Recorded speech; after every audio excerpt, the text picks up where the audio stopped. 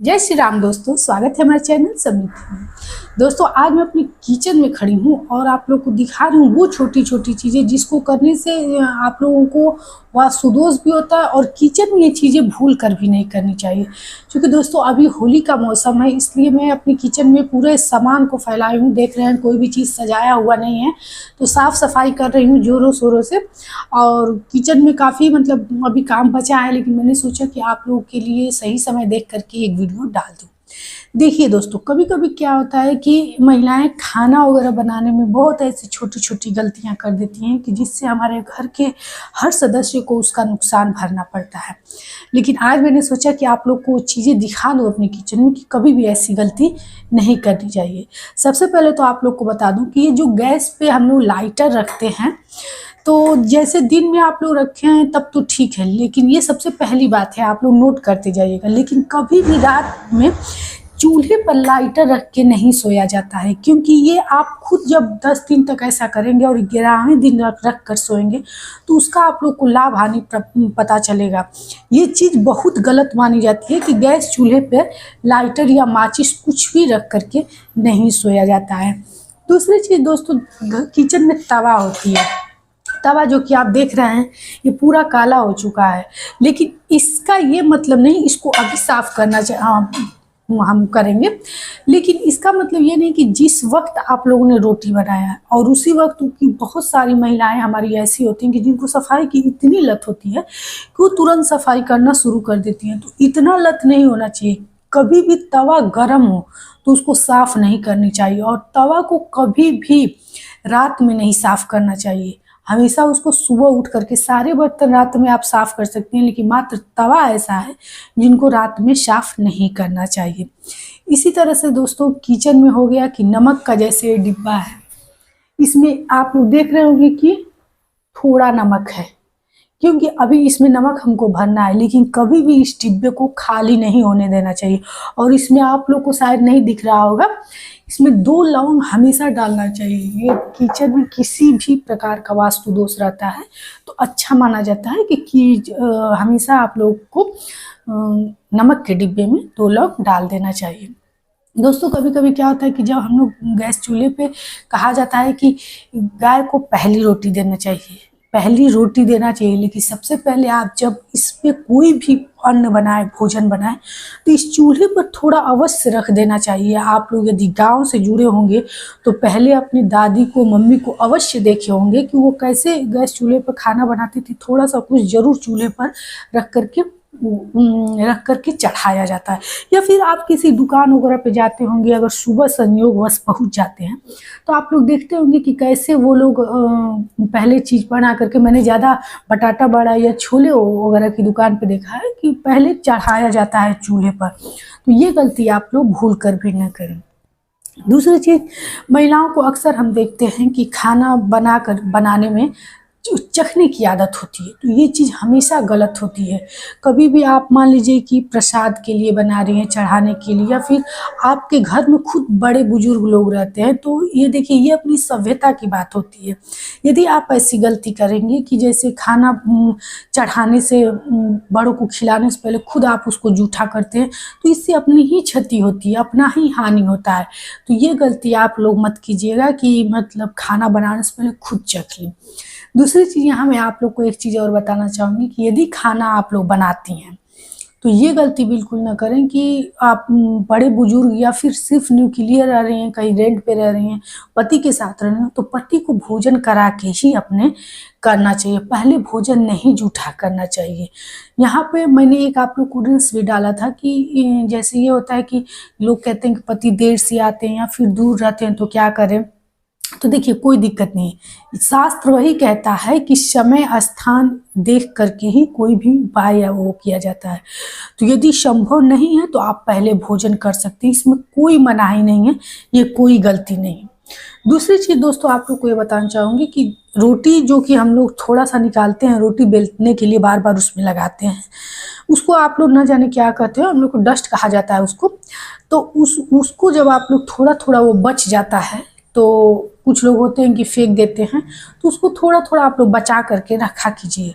और जिस दिन वो ज़्यादा हो जाए उस दिन उसकी कई मतलब मोटी मोटी रोटियां ऐसे सेक करके कुत्ते को डाल सकती हैं, छत पे कौओं को डाल सकती हैं, या फिर किसी गौशाला में जो पशु बांधे रहते हैं, देखती ही हैं बहुत बड़ा ये धर्म है, वो रोटी ले जा करके आप खिला सकते हैं।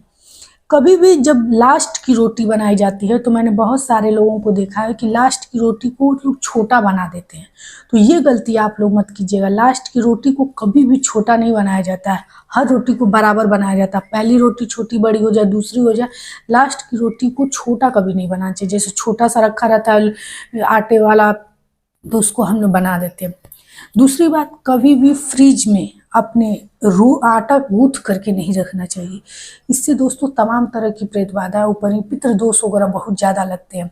तो आशा करती हूँ कि ये सब बातें तो मैंने पहले भी बताई रखी है दोस्तों, और हमारी वीडियो आप लोग को कैसी लगती है ये चीज़ ज़रूर बताइएगा, क्योंकि आपके लाइक से, आपके कमेंट से हमें बहुत प्रेरणा मिलता है, बहुत बल मिलता है, मतलब एक उत्साह सा रहता है आपकी छोटी छोटी जानकारी, आपकी बातों का रिप्लाई देना। क्योंकि हमारी कई बहनें भी पूछ रही थी कि अच्छा एक चीज़ यहाँ और बताना चाहूँगी, किचन से कौन कौन सी चीज़ें समाप्त नहीं होनी चाहिए। देखिए दोस्तों, जब हम लोग किचन में आते हैं तो तमाम तरह की बातें खुद पे खुद लोगों को फील होने लगती है।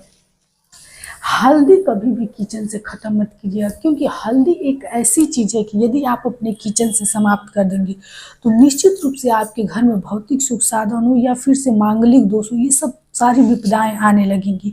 क्योंकि हल्दी गुरु ग्रह का प्रतीक होता है, और हल्दी यदि आप लोग को मतलब ऐसा लग रहा है कि हल्दी अक्सर ख़त्म हो जाता है और आप भर नहीं पाते हैं, तो जब आप हल्दी का पैकेट लाइए तो उसमें से एक डिब्बी हल्दी निकाल करके और अपने मंदिर में रख दीजिए।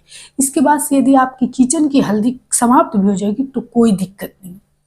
दूसरी चीज़ दोस्तों, घर का जो किचन में आप लोग चावल रखे हैं, चावल में हमेशा एक का सिक्का डाल के रखिए, क्योंकि मान वैभव या लक्ष्मी का प्रतीक होता है, चंद्रमा का प्रतीक होता है। कहा जाता है शुक्र का भी ये अन्न कहा जाता है कि इससे घर में धन संपदा तो भरी ही रहती है, साथ साथ सबका इस चीज़ को खाने वाले का सबका मन विचार अच्छा रहता है। और एक चीज़ तो आप लोग जानते होंगे कि जहाँ सुमति तहाँ संपत्ति नाना, जहाँ कुमति तहाँ विपत्ति निराना।